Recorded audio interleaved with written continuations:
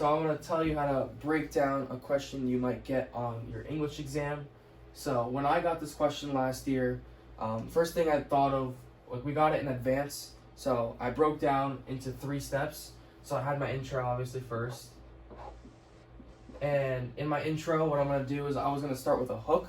So I looked up quotes beforehand of justice issues in the world, and obviously MLK was the first thing that came to my mind.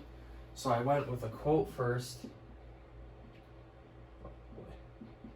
and then I had my roadmap, which included since it's a short answer, I only did 4 paragraphs, and for my first roadmap, I thought about one thing of important justice issue.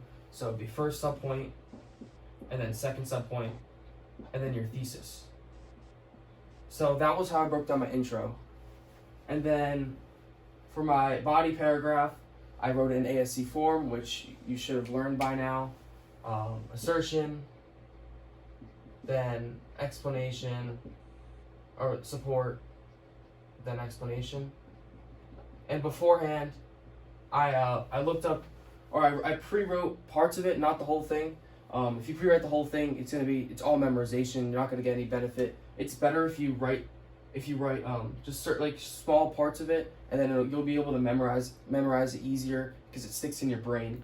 Amir, what parts of the paper would you write out?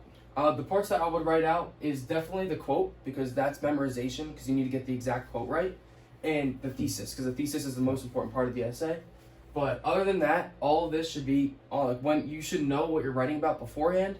But once you get in there, this is all you. So as long as you know what you're writing about, you should be completely fine for it.